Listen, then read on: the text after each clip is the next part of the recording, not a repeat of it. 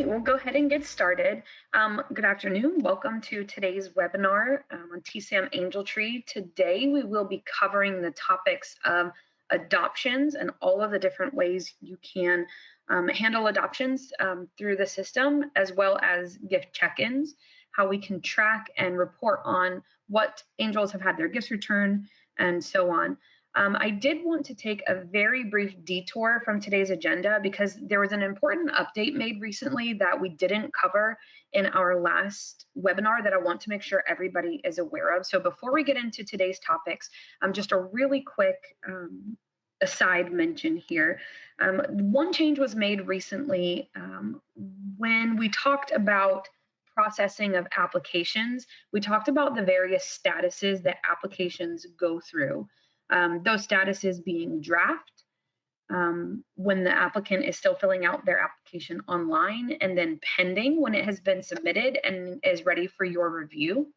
And then once a distribution appointment is assigned, then the status changes to submitted, and then of course supervisor and admin approved being the final version of that. There is one thing I wanted to mention, and this is a significant change. It seems kind of small, but it's something that people ask us about often. And one thing in hearing your feedback that we wanted to make sure to improve upon.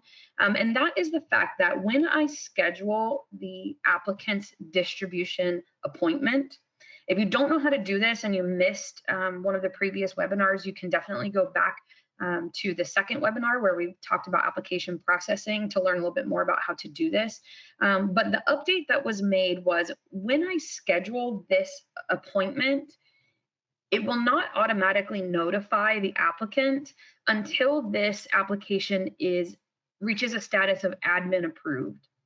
So previously, it would notify the applicant as soon as the appointment was scheduled.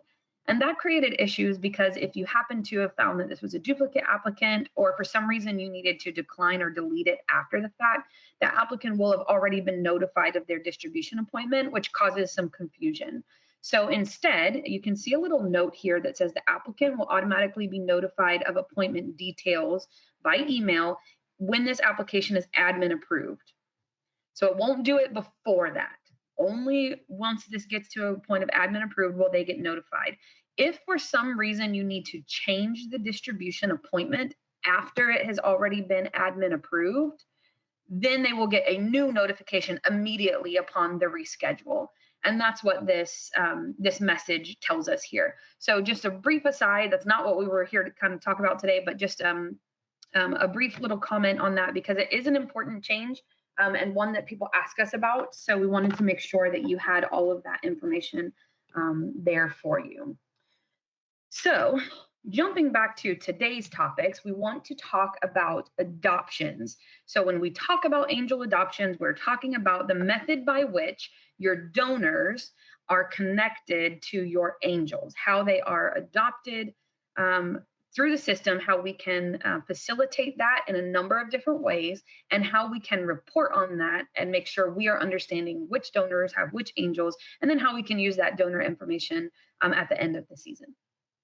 So one great thing about TSAM Angel Tree is that it gives you several different options, a lot of different ways you can customize the system to use adoptions in the way that you want to use them. They basically fall into 4 separate categories. Technically 2 categories with 2 subcategories. The 2 main categories are in-person adoptions, which I kind of think of as the old, angel tags hanging on a mall and somebody walks by in person and wants to adopt an angel on the spot. That's kind of what I refer to as the in-person adoption. And then there's the online adoption, completely online adoption, meaning the person is able to adopt angels wherever they are. You don't have to have a physical tree there. They're able to adopt them completely online.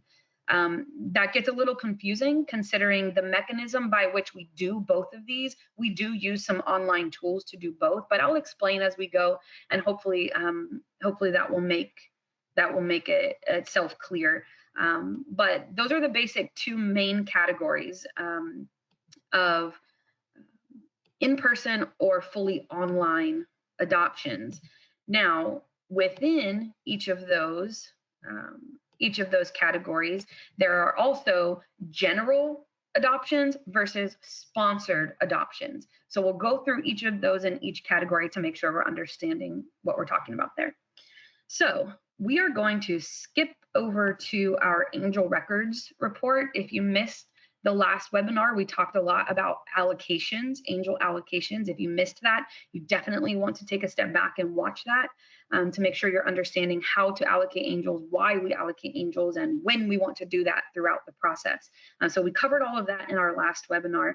And here we want to talk about, okay, now that these angels are allocated, we have, again, allocation is putting angels in a specific bucket for adoption. Once we have put these angels into these different allocation buckets, now we need to actually present those angels to donors to be adopted. So the first one we'll cover is in-person general adoptions. So when I say general, I mean it's just a tree that anybody that walks by can adopt from. It's a general adoption. These are not specified to a specific sponsor, which we'll talk about in a few moments. But this is just a general in-person adoption. So the idea is that you will have some angels that have been allocated, allocated to your adoption sites, your in-person adoption sites. Again, if you missed the first webinar, we covered campaign setup, and part of that campaign setup was setting up your adoption sites. So if you need to still go back and do that, you certainly can. You can do that at any time. Go back and set up your adoption sites. And when we say adoption sites, these are the physical locations, typically where you have an actual tree that anybody can walk by and get. Not, again, not the sponsored ones. We'll talk about those in a moment.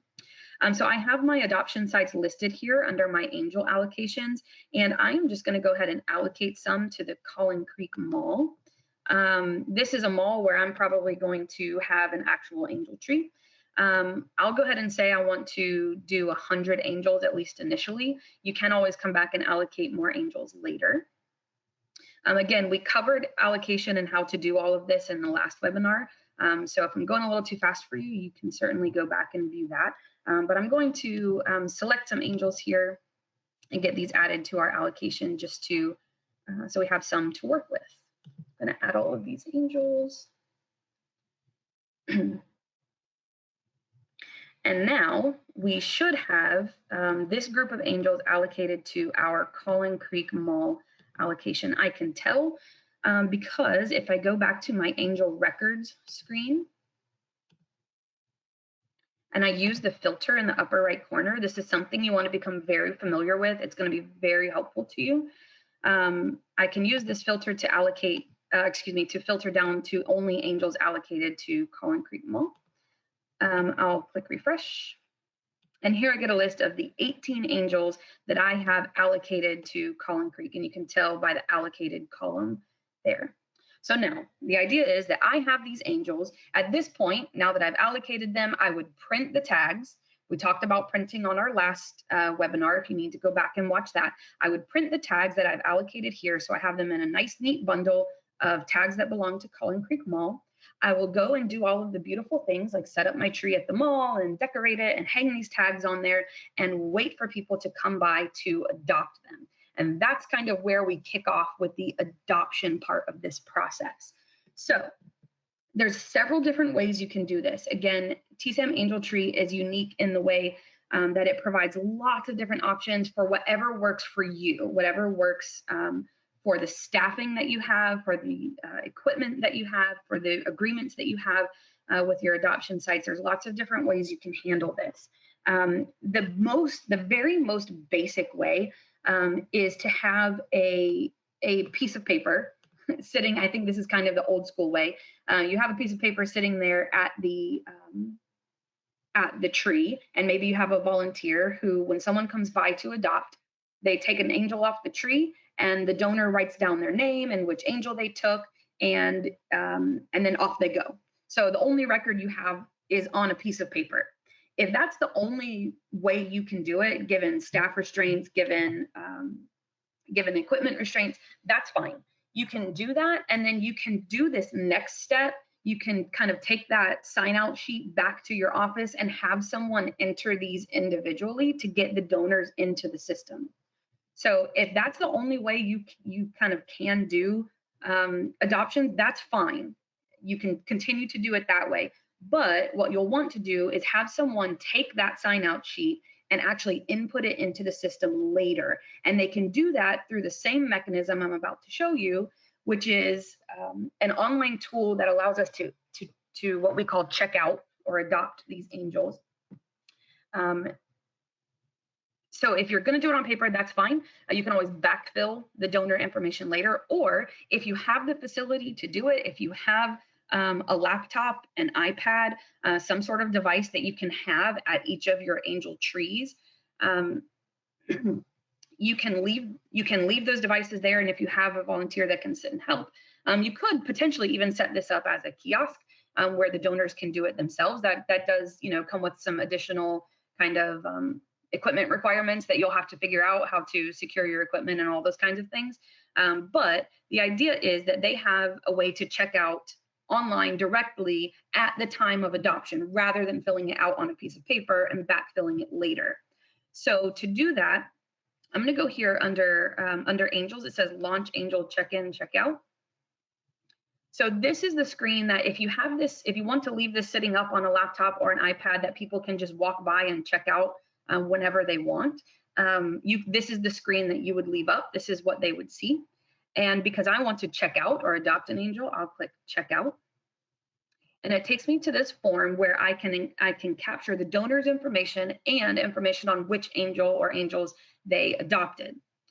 So I happen to be at the Collin Creek Mall. It remembers that I'm at the Collin Creek Mall because the last angel I adopted was from there, so that they don't have to always keep filling these back out. But if you move this computer to a different checkout spot, you can just change it. And that just helps us know where angels are being adopted from and where we expect them to be dropped off. So if an angel's adopted at Collin Creek, we expect they'll also drop the gift off there. But if the donor says, no, I'm going to swing by the warehouse and drop it off later, we can choose the other drop-off site. And remember that drop-off locations are something that we configured in your campaign at the beginning. So that if you haven't done that yet, that's something you'll want to do before you actually get to this adoption part of your campaign. So the important stuff is here, the angel code and the donor information. So imagine I have my beautiful tree at the mall. Somebody walks by and says, oh, here's a tag. I want to adopt this angel. They walk over to this computer, this iPad, or to this volunteer who's filling it out on their behalf and say, okay, I want to check out this angel. You have a couple of different options for capturing the angel. You can enter the angel code directly. So I'm going to adopt angel number DFW 100A. I'm going to hit enter, and you can see that the angel code pops up down here below. If I entered an incorrect one, or if I want to remove that for some reason, I can just click the X to remove it. But I can continue to enter as many codes as I need to. So you can enter the code and hit enter, enter the code, enter another, another. And you can adopt as one donor can adopt as many angels as they want to. What you can also do is use barcode scanning. So let me really quickly pull this up. So this represents a barcode, or excuse me, an angel tag that we printed earlier that has a barcode on it. We talked a little bit about barcodes when we did the angel printing on our last webinar, and we will go more in depth about barcode scanning and the type of equipment that you need to do it in our next webinar. So if you are using barcodes, if they have been printed on your tags and you do happen to have the equipment, you can also, instead of typing in the code, you can also use a scanner. So I actually happen to have one right here. What you want to do is make sure that your mouse or your cursor is in that angel code box there, and then I just click my scanner to scan the code, and you can see that it auto-populates the code for me. This could be very useful if you're trying to do a little bit more of a kind of contactless checkout. You have the donor pick the angels off the tree, come over to the volunteer who just scans the code for them. They don't have to touch the tag, but can just scan the code and then ask the donor for the rest of their information and fill that out.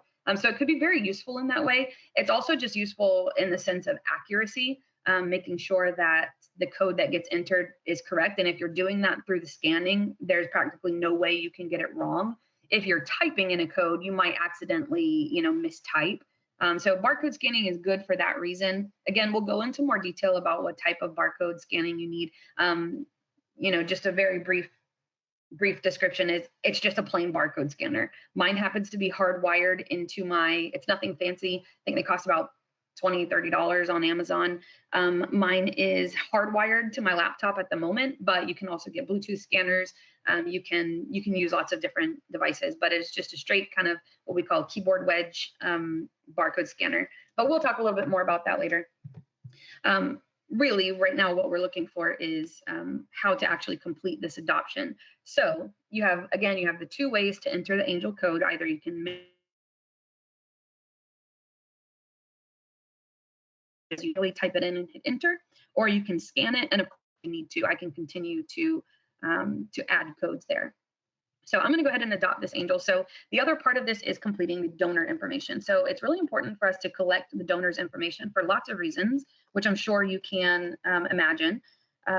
First of all, it helps us know at every moment of the day where all of our angels are, who has them, and allows us to make that connection. It's also very helpful for the donors. For the donor's convenience, if they lose their angel, if they come back and say, they come back to bring their gift, but they lost the tag and they don't know who they are, who the angel is, we can look up the donor on the spot to make sure we know which angels we're checking in, that kind of thing. And then ultimately, it's important because you want to have that donor's information to stay in contact with them throughout the rest of the year and add them to your donor data pool. So once I put in my donor information, I click next, and this is just giving me a summary of the angel or angels that I have checked out. So I'm checking out Angel Stanley. This is their angel number, DFW 100A. Are we sure this is them? Say, yep, that looks like them. And this is my donor information. If there's some sort of mistake, I can return back to the checkout page by clicking Return to Checkout. Or if I want to just cancel it altogether, I just go back home. Otherwise, I'm going to go ahead and click Submit. So at that moment, it says your angels have been successfully checked out. So imagine if I was doing this kind of on a self-service kind of kiosk mode. The applicant is done at that point. They can click to return back to check out their angels. It'll automatically return there eventually anyway. And then it's set up for the next person to start entering their angels. So that angel, Stanley, if I come back here to my angel records, I'm going to search him up by his angel number because I happen to know it. It was DFW 100A, just to give you an idea. So immediately upon that checkout, so over at the mall, this adoption happened, but I'm back at the area command office and I can see immediately that this angel has been adopted. So Stanley's status has changed to adopted. It was previously only allocated, but now it is adopted. You can also see who the donor was. So there's my name. Not only can you see who the donor is for this particular angel, but I can click on that donor. I can come here and I can see all of the details about that donor. I can see their contact information. So if there was a mistake and this angel, needs to be pulled from the shelves for some reason, or I really don't know what situations might arise where you would need to proactively reach out to a donor. But if you needed to, this is how you can find their information. Once I'm looking at the angel, I can at the donor, I can also click on the number of angels they've adopted, and it takes me back to the angel records and shows me all 3 angels that this person has adopted. So I just adopted 1, but because my email address matches, I've already adopted 2 other angels via other mechanisms, maybe online, maybe at another tree. And this is a way where I can see all 3 angels that I as a donor or that this donor has adopted.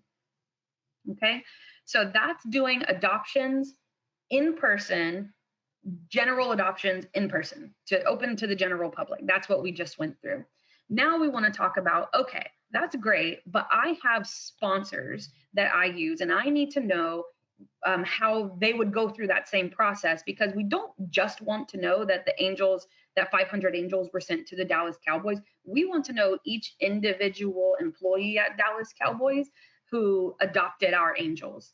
And that way we, again, are building our donor database, and at the same time giving us and giving our sponsors a record of who all adopted their angels. So if you wanted to do that, I'm going to go here to angel allocations just to give us an idea of, so here is our sponsored allocation of Dallas Cowboys, right?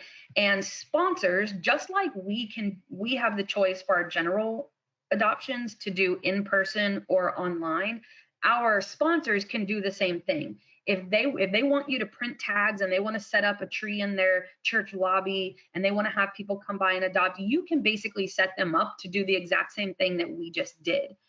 In order to do that, a convenient way to get to it is here on the allocation screen, right down at the bottom of the page. There's a little link and it has this long URL. You'll want to copy that URL and send that over to any of your sponsors. It can be any of your sponsors. They kind of share the same, they can share the same page, but copy that, send that over to them and say, okay, as your people start checking out, have them complete the form here. And basically they go through the exact same steps that we just did. Okay, so in the scenario where you are wanting your sponsors to do their adoptions kind of in person, you can have them do it in that way. Sometimes your sponsor will have a single point of contact who kind of does everything. They kind of organize everything. So I might be that person. Let's say I work for the Dallas Cowboys and I am the contact, and I'm working with you and you say, okay, here are 100 angel tags, and it's up to me to find 100 employees at Dallas Cowboys organization who are going to adopt an angel. I can give those out, and I can enter their donor information for them into this page here. And that kind of mimics the sign out sheet. So you can have them enter that information directly without having to send that back to you and have you enter that separately. Like, it just gives them a way to track as they go which ones of their angels are adopted and to whom. So that is the in-person adoption, both general and sponsors. Really, the only difference is where they do it. If you're doing it here, you'll go under angels to launch angel checkout. And if you're doing it for your sponsors, that link is just down there at the bottom. Remember that this link here is specific to your campaign.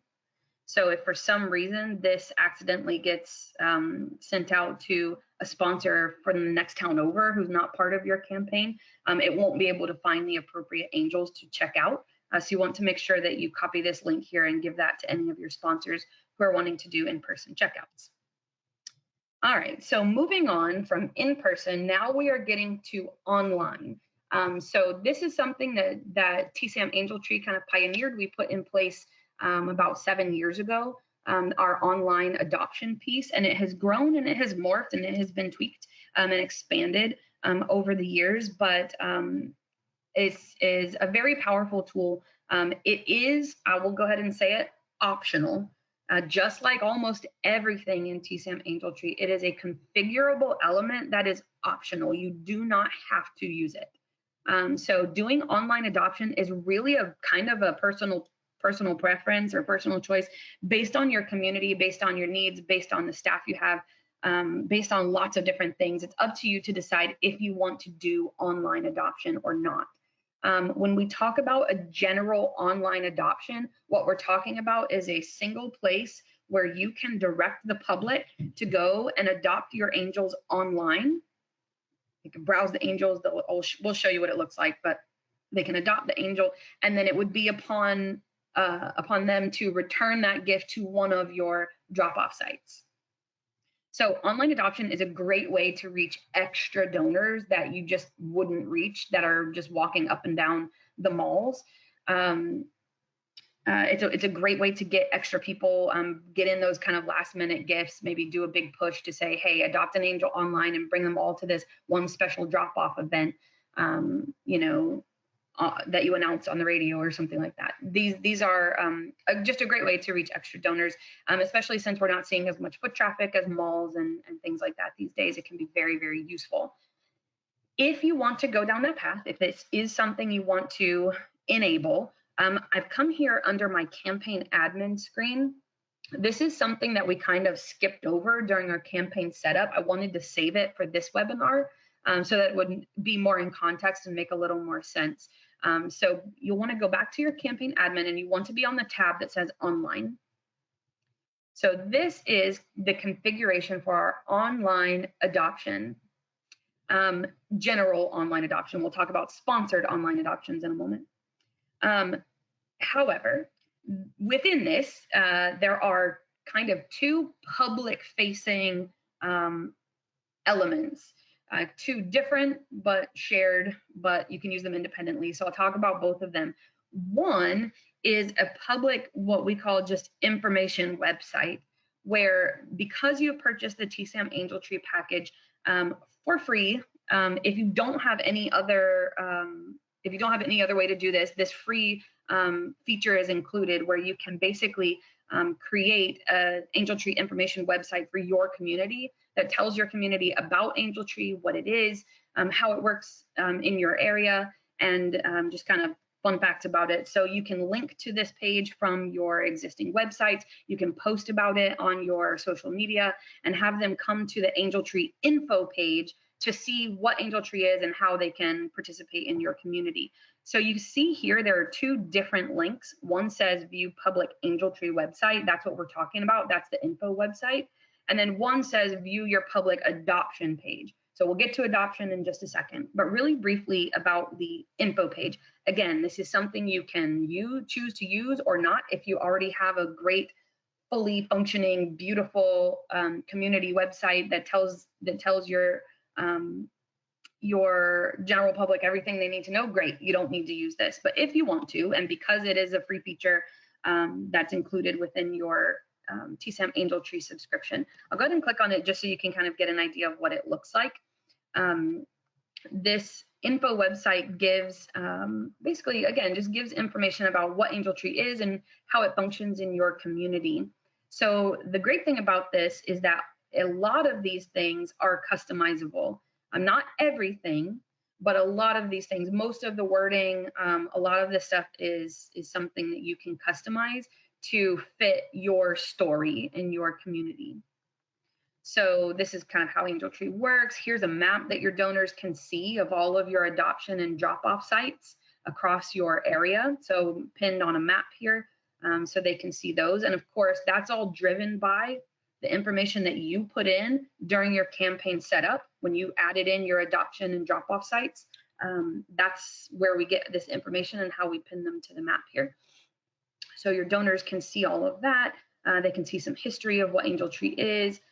You can also add some corporate sponsors. I don't think we have any listed on this one, but you can also add some corporate sponsors here that show who's sponsoring your program.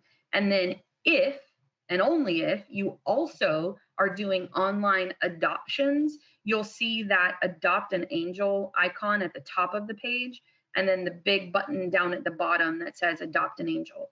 If you are only wanting to use this as an info page and not do any actual online adoptions, we can configure that back over on our campaign setup.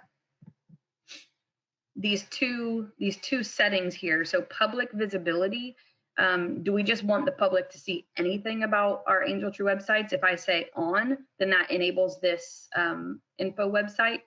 And then separately, if I want to do online adoptions, I need to select on under online adoption. So I'm going to actually, oh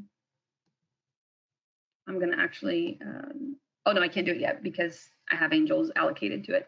But you can do this as long as you don't have any angels allocated yet to your online adoption. You can turn that off, and that way you can have just the public site out there without the Adopt an Angel button. Okay, and if you do want to customize those features that are listed there, this is how you would do it. So you can change the contact information. You can set the maximum number of adoptions that are allowed per session, meaning how many angels can one donor adopt at a time. The general thinking behind this is sometimes you don't want to have it unlimited, because you would hate for somebody to just go in there and mess around and snag up all of the angels, and then there'd be none for anybody else to adopt. Also, if you're having people who are adopting, 50, 100 angels, those are probably better suited to be corporate donors or sponsors that you want to have a more personal contact with, rather than just being someone online who just goes and grabs 100 of your angels. So that's a choice that you can make, how many you want to allow per session. It's defaulted to 3. If you want your donors to be able to adopt more than that, maybe 10, or if you want to limit them to only adopt 1 at a time, you can do that as well. So that's a setting that you can choose there.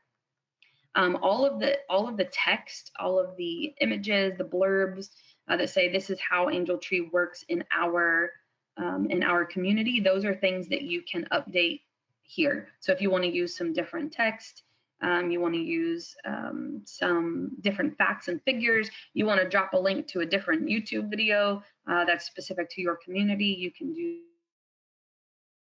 This is where you would customize that. The only tip here is if you make changes, just make sure you scroll down and click Save Changes in each section that you make a change in, just to make sure that gets saved.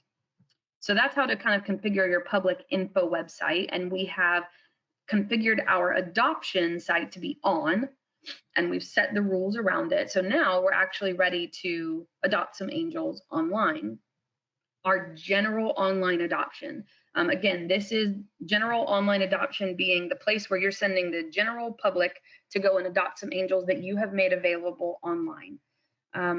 Not only is it optional and configurable in the sense that you could just, on this screen here, you could just turn the whole thing off. It's also configurable down to which angels are available online. And we handle that through angel allocations. So this always comes back to angel allocations, and it's why it's very important to know and understand allocations and do them early and often, so that you always know where your angels are available. So by default, for every campaign, you will get, under your angel allocations, you will get one that's called online. This is my general online adoption. Okay, I've already allocated some angels to this one, but you allocate angels just the same way you would allocate them to a sponsor or to another adoption site. If you need tips on allocating, we covered that in the last webinar. But the idea is that you allocate some angels to your online adoption. This is your general online adoption. I'm going to go over here to our angel records, use my filter again, and I want to view the angels that I have available online.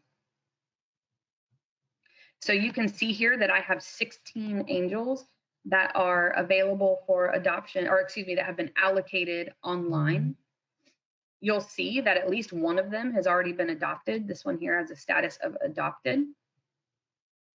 And the rest of them are still allocated. So what this is actually telling me is that there should be 15 angels available for my general online adoption right now.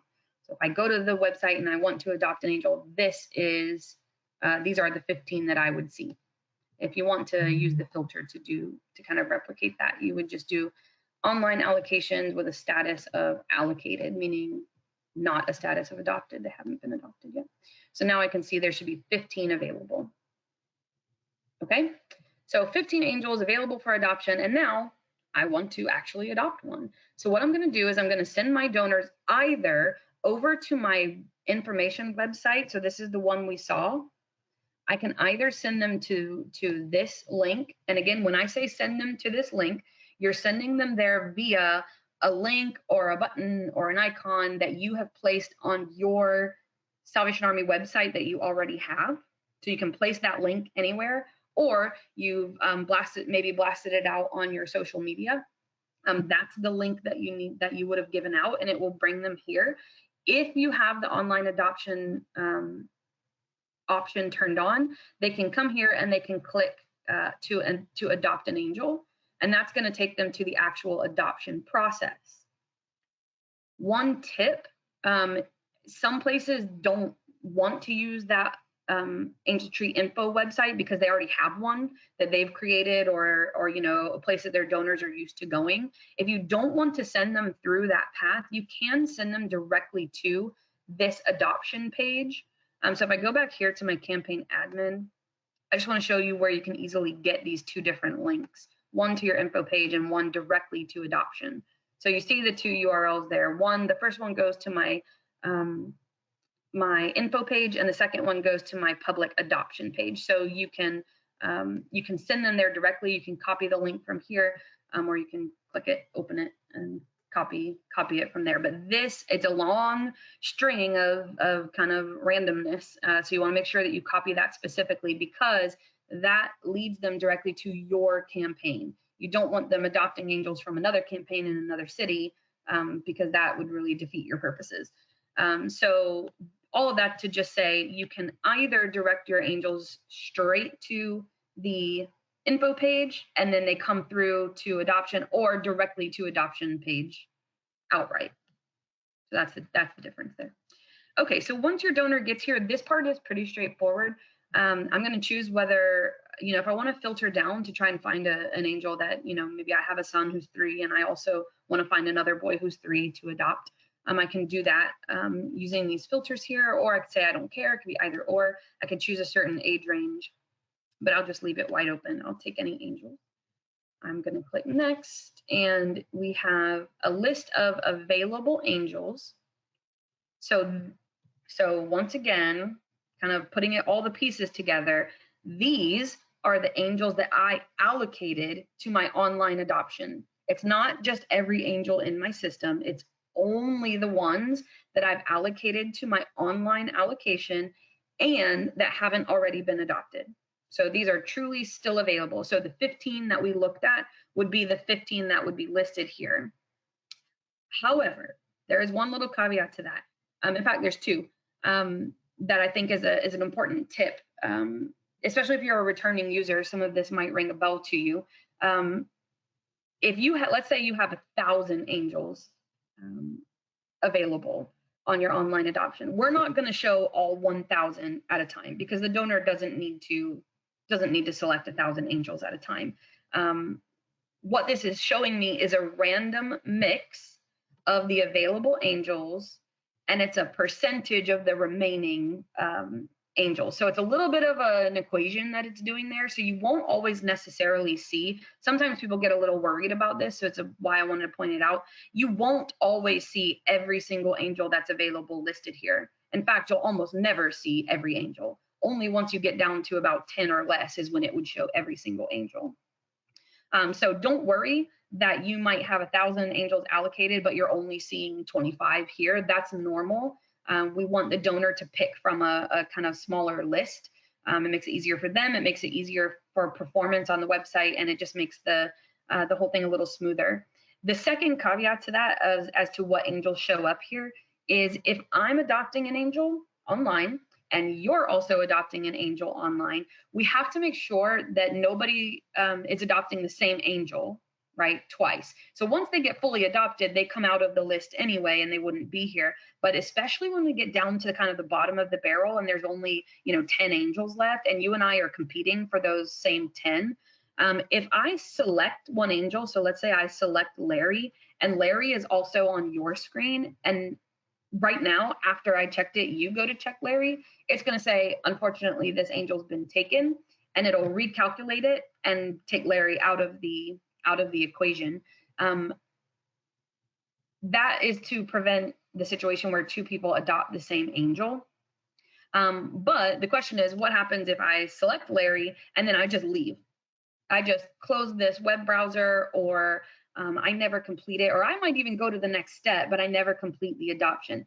Eventually, poor Larry has to be put back into the pool. So we have a process that runs automatically that will clear out anybody who has been selected but not processed over a certain amount of time. And in that way, you don't get any angels who are stuck. So sometimes, especially when it gets down to the bottom of the barrel, people start to panic and say, well, there's only 5 left, but one of them's not showing here. That might be one of the reasons they're not showing, because someone selected them and they haven't been released yet. that release process runs pretty often. So they will turn back up eventually if they didn't get adopted. But that is one reason they might not show here. So that's just a tip. Again, if you're a returning user, some of these things might ring a bell. So I just wanted to make sure to point that out. But okay, so I'm a donor and I selected Larry, and maybe I also want to take Darlene as well. I can select, per our configuration, I can select up to 3. Remember that configuration setting said how many to allow for a single adoption. It says I can do up to 3. So I'll just take these 2. I'll click continue. And of course, we're going to capture again the donor's information, again, for all of the wonderful reasons we did it the first time, to make sure that we have the donor's details.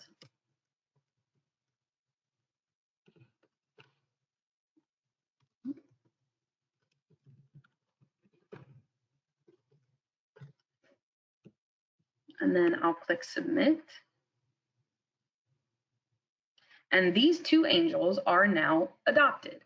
You can see here, this says confirmation adoption complete, and then it gives me some instructions on how I should proceed. This tells me I have the option to shop locally, so visit any local retailer and purchase a gift you feel your angels will appreciate. Drop your gift off at Salvation Army location near you. They can click here to find a list of any drop-off sites that are available and the dates that they're available. So again, this is all things that you set up during your campaign setup. And then you see the angels listed here. So any of the details that we have on this angel, any of the data that we collected would be showing here. So the donor can use this to do their shopping. At the same time that the adoption happened, the donor did receive an email. And I should have said this before, that same thing goes for when you do in-person adoptions. Once an adoption is complete, the donor always gets an email, whether it was in person or online. They always get an email to say thank you for adopting. They have a link that will bring them back here. So if they leave off this page and they need to get back and find their angels, it will bring them here so that they can find their angel detail and any of the drop-off information.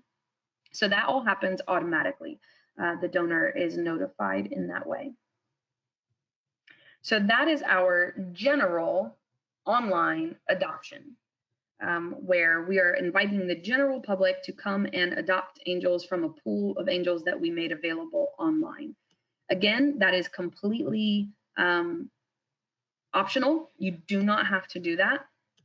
But if you do, I think it's a great tool, and that's a really clean and presents really nicely to the donor.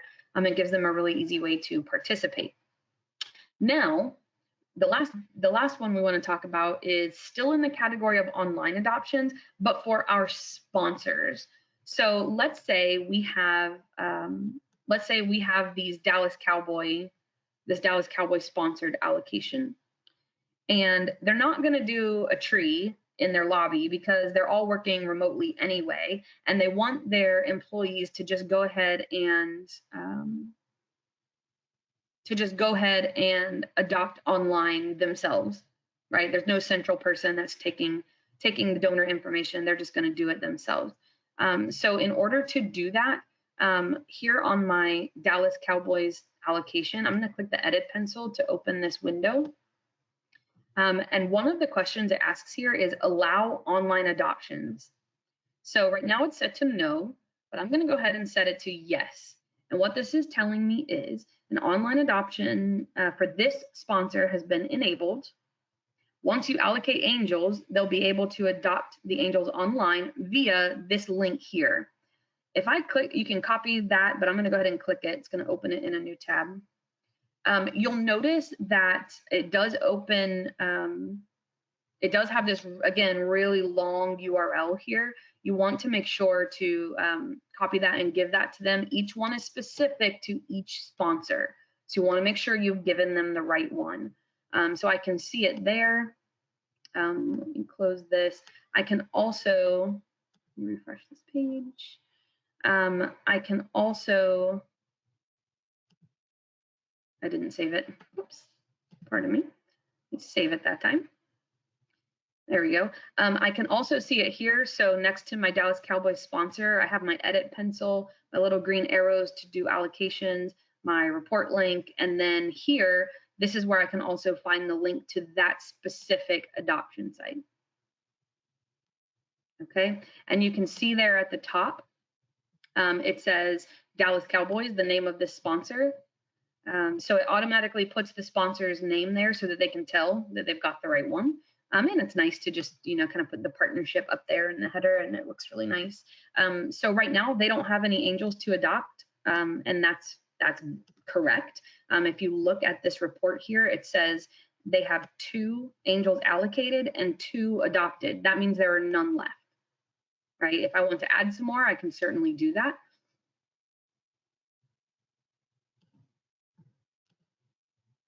And that's kind of a good tip for any allocations, is that if you run out, especially online, on your general online, if you run out, like there was just a run on angels and people just are so helpful this year, they've adopted all of your angels, you can always go back and add more to that same allocation. You don't need to set up a new allocation. You can just add new angels to it. So now it says I have 5 allocated and 2 adopted. So now if I go to their online adoption site, some angels there for me to adopt. So this is helpful in a situation where your sponsor, they want to take 100 angels, but they're all working remotely and they want people to adopt their own angels, and then maybe they'll all return them to the office on a specific day and have those all returned to you. However they want to manage that. But this is a tool that you can give them to be able to have their employees or church members or whoever it is that your sponsor is getting to adopt these angels, you can have them adopt them directly online. So that is our sponsored online adoptions. So we've covered both in person and online, and covered both the in person and general and sponsors. So those are kind of the 4 categories. Remember, you can do any one of those. You can do a combination of all 4 of those, maybe just 2 and 4, maybe just 3 and 2, whatever combination it is that works for you, based on your community, based on your sponsors, based on your availability of volunteers. All of these things will play into your decision on how to do that. But we wanted to give you every tool that you need to be able to capture. Again, the goal is capturing donor data and the donor angel link as easily as possible, making sure that you collect that every time. That's going to really improve your data set. It's going to improve how you're able to function. So the last thing we want to talk about really quickly is gift check-ins. So we've talked about how to adopt angels, but now we're starting to get these gifts back. And we want to provide a tool for you to be able to track which ones have been returned versus which ones were adopted but haven't been returned yet. There are some tools you can use. If I go back over here to the applicant records, I don't have a ton of time to spend on this today, but you can definitely browse around and take a look. When it comes to setting up your warehouse, that's when we started talking about gifts checking in and where those gifts are going to go and how you've set up your warehouse or your distribution facility. And, sometimes there's boxes, sometimes there's shelves, sometimes there's bags, sometimes there's tape on the floor with certain numbers. Everybody has a way to do it. Everybody has a mechanism. There are some tools here that you can use. I think specifically the family labels and the warehouse labels would be interesting to you. So take a look. So I'll just go ahead and print some warehouse labels really quickly.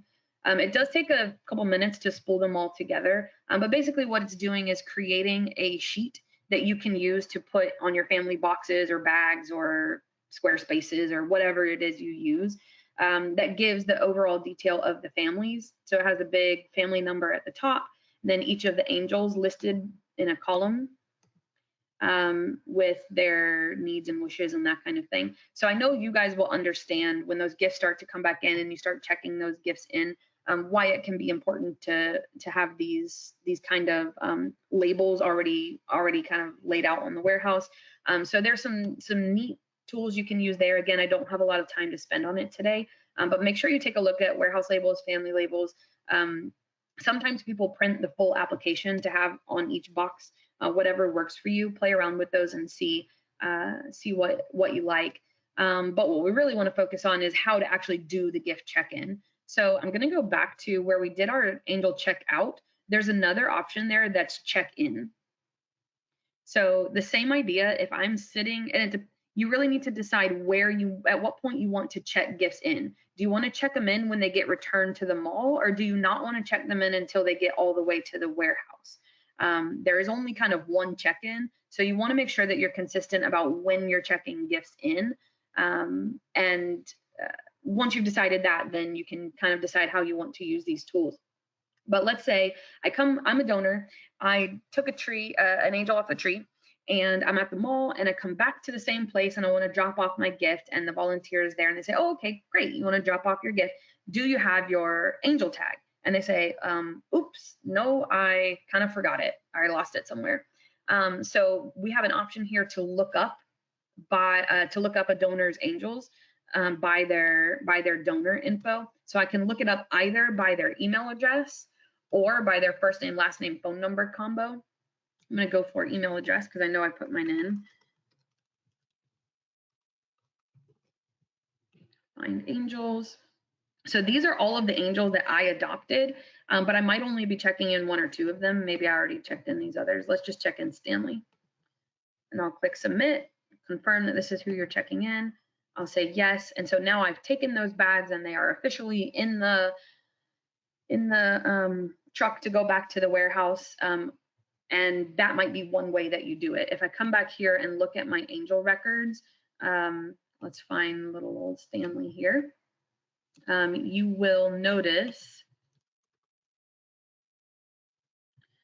oh, I'm on the wrong place. I'm on applicants. So there's a tip for you. I'm searching applicants, but I really need to be searching angels. So I'm gonna go to angel records. Search for Stanley. There's two Stanleys with the same name because when I do testing, I often think of the same names over and over. But here he is. Here's our 100A is our angel. And you can see that the status is now fulfilled. So when the angel gets checked back in, or when the gift gets checked back in, the angel is automatically updated to a status of fulfilled. That is important because now what I can do is run a report to show me all of the angels who are fulfilled, or I could run the opposite report, show me everybody who's been adopted but is not fulfilled yet. And I can start to get a picture of how many kind of gifts I have returned. And this is all automatic, real-time, live information. If I click here back on my home screen, in this kind of second donut here, one of the things it's tracking here is how many have been fulfilled. So that's the blue color. So as I start fulfilling my angels, you'll start to see this. You'll start to see this wheel turn. And ultimately, what I'm looking for is a very full blue wheel. So if you are doing the work to check in the angels as they come in, you can know at any given time what your status is. So the way I just described it was I did this check-in at the mall, kind of in person. If you don't have the facility or the staff to do that, you could also, and there may be actually other reasons why it makes sense to do it this way. If you want to check in the tags as they make it, or the gifts as they make it to the warehouse, you could do it this way as well. You could just have someone whose job it is to take the bags off the truck, find the number, put the number in here. And once again, just like we did earlier, we can type in the number. I don't know if I have a good number. We'll try it. You can type in the number, or you can scan the code. Remember, we scan the barcode. So if it happens to be there, you can do it that way. So I'm checking in baby, it looks like. I'm gonna submit. And of course that angel's now checked in and been updated to fulfilled. So if I come back to my home screen, now we should have 3 that are fulfilled. And my little blue section is getting happy and getting filling out there. So that's why it can be really helpful to do the check-in process. I will say that you don't have to do that. If your angels just get adopted and you already have your own mechanisms by which you track which angels are fulfilled and, this kind of thing, that's fine. You can continue to do that. And ultimately, what will happen is your angel will jump straight from adopted to distributed instead of going adopted, fulfilled, distributed. That's okay. As long as we get to distributed eventually, the system doesn't necessarily care. But it is a useful tool for you, especially if you're into real-time live reporting, which I kind of am. It's kind of awesome. So if you want to do that that check-in process, remember that you can kind of do that on the spot, or you can do that on the back end at the warehouse, but you would use the same tool to do that. Ultimately, you just need to get to this check-in screen. And you can do that manually by entering the tag numbers or via the barcode if you have barcodes with it. So now, just since I have just 3 more minutes, I'm just going to really quickly talk about another reporting tool that might be helpful. I kind of touched on it before, but just to make sure you know how to get to it. If I'm looking at the angel record and I see a donor there, remember I can click on the donor and go find them.